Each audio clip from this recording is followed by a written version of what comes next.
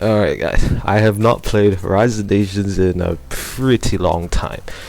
If you didn't see from the last video, it's because I played Tower Battles for way too long, but because I haven't played the game for so long, let's go back to the tutorial and let's relearn everything about the game. Let's see how helpful the tutorial is. Oh my gosh. We're gonna actually read like every single word that Hyperant decided to give us. Alright, let's get started.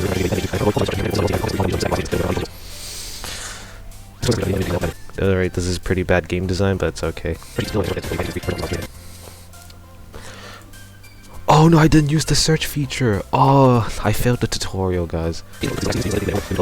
Does this change for mobile players? Hold click on multiple. Oh my god. Hyperant, why did you think this is such a good idea for a tutorial? This already throws off way too many new players.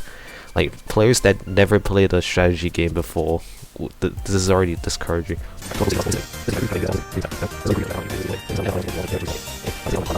Yeah, fun fact, you don't have to click on Belarus, but I'm doing it for the sake of tutorial.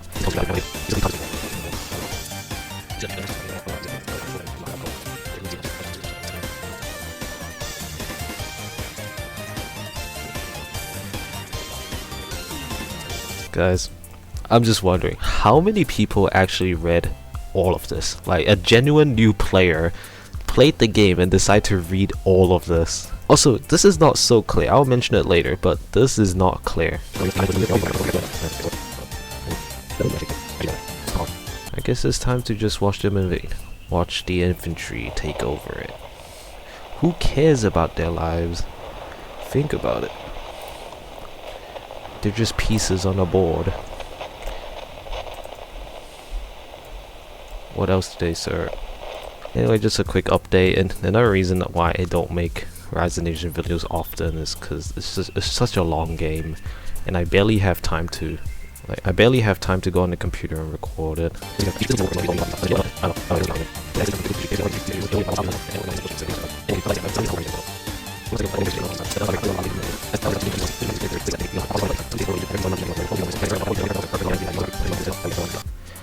That was so much to read. It's full on yapping. This tutorial is so bad. It's so horrible.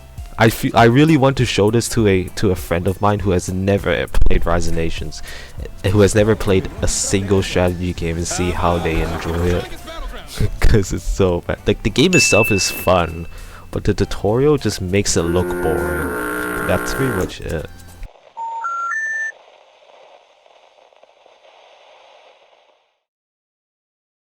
Alright, as you probably saw, I hate the tutorial for Rise of Nations, and I think a lot of people do too. Like, come on, how is this gonna attract new players or help new players learn? Creating a tutorial for a game like Rise of Nations is pretty hard to begin with, so I'll try my best to give a better tutorial suggestion. In game designing, typically the best form of tutorials are invisible tutorials. Invisible tutorials is when the game itself doesn't have a tutorial, but you slowly learn the game and utilize new mechanics as you progress. This is shown a lot in games like Half-Life 2 or even the first Super Mario Bros. But would Rise of Nations work with an invisible tutorial? Unfortunately, the game itself is flawed with not many of the buttons being clear on what it does. How would you know clicking on the country's flag will pop open to diplomacy? So before you even make a tutorial, the game itself needs to be more clear on its navigation and mechanics. Okay, let's just say Hyperant does fix that. Now let's start fresh. Real quick, I like the current mechanic of sending the player to a private tutorial server and only them being able to play one country, because then it doesn't make VIP servers useless. Alright, first step, remove the yapping. Like, that is the main reason why the tutorial sucks in the first place. And in general, it's just bad game design. But I wouldn't also flat out remove the whole text box thing. Rather, replace it and make it feel more like a conversation with a general, for example. Now, the whole beginning mechanic of invading, then piecing out, then feeding us with more yaps can lead new players away if they are playing a grand strategy game for the first time. I think making it more progressive would be better. Like, in the beginning, you learn to justify a country and make troops. Then after invading and piecing out, one of the AI nations will justify you and invade you, teaching the player of defending. When that happens though, there shouldn't be any more guidance with the yapping dialogue, and it's all on the player's knowledge that they have learned.